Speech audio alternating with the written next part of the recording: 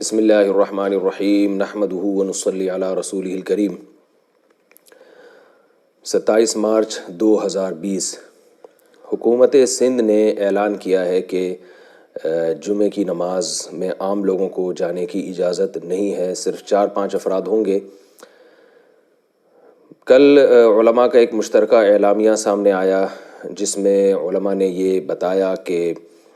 جس میں حضرت اقدس حضرت مفتی تقی عثمانی صاحب بھی تھے اور ہر مکتبہ فکر کے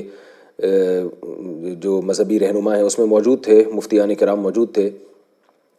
اور اس میں یہ بتایا گیا کہ مسجدوں کو بند نہیں کیا جائے گا اور لوگ مسجدوں میں آئیں گے، لیکن اس کی 5ویں جو شق ہے اس میں یہ بتا دیا گیا تھا کہ اگر گورنمنٹ یہ سمجھتی ہے ڈاکٹروں کی رائے لے کر کہ لوگوں کا آنا نقصان دہ ہے اور گورنمنٹ اس بیس پہ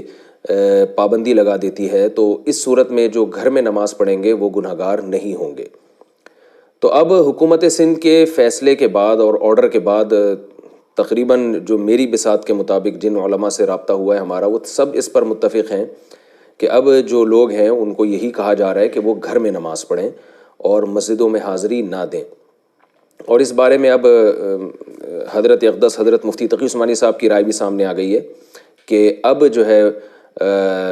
لوگوں کو گھر میں نماز پڑھنے میں انشاءاللہ کوئی گناہ نہیں ہوگا، یعنی اس بارے میں اب ایک رائے بالکل واضح طور پر آ چکی ہے، کوئی کنفیوژن نہیں رہی ہے۔ تو تمام حضرات کو چاہیے کہ حکومت کے اس فیصلے کو فالو کریں۔ جس وبا سے ہم جس آزمائش سے ہم گزر رہے ہیں، اس میں اگر یہ 3 طبقے جن کا اس میں بہت بڑا کردار ہے اس کو روکنے میں، گورنمنٹ، ایک ڈاکٹرز اور ایک علماء، یہ تینوں طبقات کی رائے میں اگر اختلاف ہوگا تو ہم بہت بڑی تباہی کا شکار ہو سکتے ہیں۔ ان تینوں کو ایک جگہ جمع ہونا پڑے گا اور الحمدللہ ہو گئے ہیں جمع۔ تو عوام کو چاہیے کہ وہ اب اس ہدایت کا خیال کریں۔ حضرت اقدس حضرت مفتی تقی عثمانی صاحب نے بھی یہ بات واضح کر دی ہے اور دیگر علماء نے بھی کہ گورنمنٹ کے اس حکم کے آنے کے بعد اب لوگوں کے لیے بالکل جائز ہے کہ وہ گھر میں جمعے کی نماز پڑھیں۔ اور اگر کسی مسئلے میں علماء کا اختلاف ہو، پہلے مختلف آراء تھیں، بعض کا کہنا یہ تھا کہ جانا چاہیے، مسجد میں جمعے کی حاضری ضروری ہے، جماعتوں میں پابندی ضروری ہے، اور بعض کی رائے یہ تھی کہ نہیں، ان حالات میں خطرات کے پیش نظر ہمیں جماعت چھوڑنے کی بہت ساری صورتوں میں گنجائش ملتی ہے، تو یہاں بھی گنجائش سے فائدہ اٹھانا چاہیے۔ تو مسئلہ یہ کہ علماء کی رائے میں جب اختلاف ہوتا ہے تو یہ چاروں جو ہمارے مکاتب فکر ہیں، حنفیہ، مالکیہ، شافعیہ اور حنابلہ، ان چاروں فقہا کا اس پر اجماع ہے، چاروں مکاتب فکر کے فقہا کا، کہ القضاء یرفع الخلاف۔ چاروں کی اصول فقہ میں لکھا ہوا ہے کہ اگر کسی مسئلے میں علماء کا اختلاف ہو جائے تو حکومت کا فیصلہ اس اختلاف کو ختم کر دیتا ہے اور وہ سب پر واجب العمل ہو جاتا ہے۔ تو اب یہ آپ کی ذمہ داری ہے، میری ذمہ داری ہے کہ ہم حکومت کے اس فیصلے کو کس حد تک فالو کرتے ہیں۔ ایسا نہ ہو کہ لوگ دھجیاں اڑائیں مذہب کے نام پہ یا ویسے ہی لاپرواہی کا مظاہرہ کریں، جس کا نتیجہ یہ نکلے کہ گورنمنٹ کو بہت سخت ایکشن لینا پڑے اور کرفیو لگانا پڑے، یا یہ کہ مذہبی لوگ پھر دنیا میں بدنام ہوں، لوگ کہیں کہ یہ